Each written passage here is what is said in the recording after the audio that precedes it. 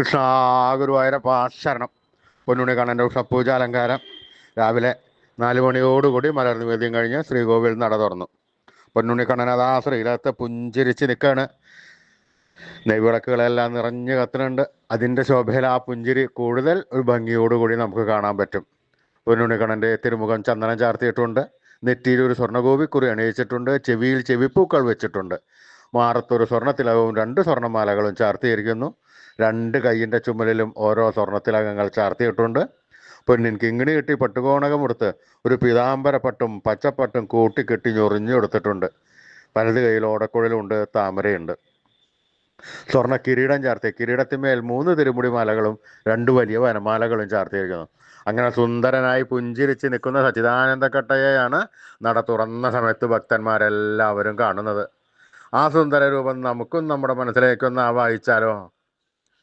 ആ ഭക്തന്മാരെല്ലാവരും കണ്ണൻ്റെ തിരുനാമം ചൊല്ലി കണ്ണൻ്റെ അടുത്തേക്ക് അതാ ഓടി ഓടിപ്പോയി ആ സോപാനപ്പടിയിൽ നിന്ന് കണ്ണനെ കൺകുളിർക്ക കണ്ട് കണ്ണൻ്റെ തൃക്കാൽക്കൽ വീണ് നമസ്കരിക്കണോ, പ്രാർത്ഥിക്കണോ. കണ്ണൻ്റെ അനുഗ്രഹം അവർക്കെല്ലാവർക്കും ഉണ്ടാവുന്നു.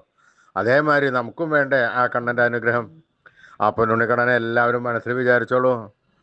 ആ പൊന്നുണ്ണിക്കണ്ണൻ്റെ രൂപം പൊന്നിൻ കിങ്ങിണി കെട്ടി പട്ടുകോണകമെടുത്ത് പച്ചപ്പട്ടും പീതാംബരപ്പട്ടും കൂട്ടിക്കെട്ടി ഞൊറിഞ്ഞെടുത്ത് വലത് കൈയിൽ ഓടക്കുഴലും താമരയും പിടിച്ച് സർവാഭരണ വിഭൂഷിതനായി നിൽക്കുന്ന ആ സച്ചിദാനന്ദക്കട്ടയുടെ രൂപമാണ് നമ്മൾ മനസ്സിൽ വിചാരിക്കേണ്ടത്.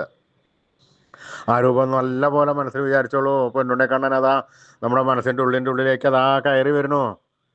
ആ പൊന്നുണ്ണിക്കണ്ണൻ അവിടെ എത്തിക്കഴിഞ്ഞാൽ ആ കണ്ണനെ അവിടെ കൂട്ടിപ്പിടിച്ച് അവിടെ നിർത്തി അവിടെ പ്രതിഷ്ഠിച്ച് ആ കണ്ണനുമായി കുറച്ചു നേരം സംവദിച്ച് ആ കണ്ണനെ ഒന്ന് കൊഞ്ചിച്ചൊന്ന് ലാളിച്ചൊരു മുത്തം കൊടുത്ത് ആ കണ്ണൻ്റെ തൃക്കാൽക്കൽ വീണ് നമസ്കരിക്കാം, പ്രാർത്ഥിക്കാം. കണ്ണൻ്റെ അനുഗ്രഹം നമുക്ക് എല്ലാവർക്കും എല്ലാം ഇപ്പോഴും ഉണ്ടാവും. കണ്ണൻ്റെ തിരുനാമങ്ങളെല്ലാവരും ഉറക്കെ ജപിച്ചോളൂ. നാരായണ നാരായണ നാരായണ നാരായണ.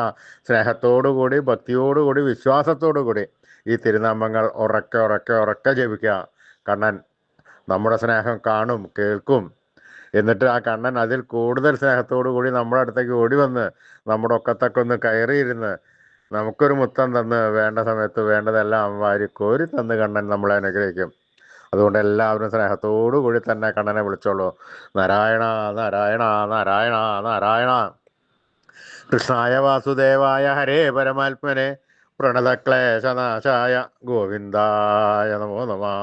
കൃഷ്ണായ വാസുദേവായ ഹരേ പരമാത്മനെ പ്രണതക്ലേശനാശായ ഗോവിന്ദായ നമോ നമഃ. കൃഷ്ണായ വാസുദേവായ ഹരേ പരമാത്മനെ പ്രണതക്ലേശനാശായ ഗോവിന്ദായ നമോ നമഃ. അച്യുതാനന്ദ ഗോവിന്ദ അച്യുതാനന്ദ ഗോവിന്ദ അച്യുതാനന്ദ ഗോവിന്ദ. ഈ നാമത്രയ മന്ത്രം എല്ലാവരും ദിവസേന ഉപാസിക്കുക.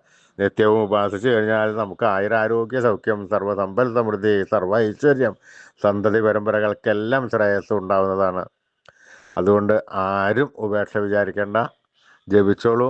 നമ്മൾ മാത്രം ജപിച്ചാൽ പോരാ, നമ്മുടെ വരും തലമുറകൾക്ക് അത് പറഞ്ഞു കൊടുക്കണം, അത് അവരെ കൊണ്ട് ഉപാസിപ്പിക്കണം. ഈ കലികാലത്ത് ജപിക്കാൻ പറ്റിയ ഉത്തമമായ മന്ത്രം കൂടിയാണ്. അതുകൊണ്ട് ഇന്ന് തന്നെ എല്ലാവരും നാമത്രയ മന്ത്രം ജപിച്ച് തുടങ്ങിക്കോളൂ. ലോകാസമസ്ത സുഖിനോ ഭവന്തു എന്ന് വേണം നമ്മുടെ മനസ്സിൽ. അച്യുതാനന്ദ ഗോവിന്ദ അച്യുതാനന്ദ ഗോവിന്ദ അച്യുതാനന്ദ ഗോവിന്ദ. എല്ലാവരും ജപിച്ചോളൂ കേട്ടോ നാമത്രയ മന്ത്രം. അച്യുതാനന്ദ ഗോവിന്ദ അച്യുതാനന്ദ ഗോവിന്ദ അച്യുതാനന്ദ ഗോവിന്ദ.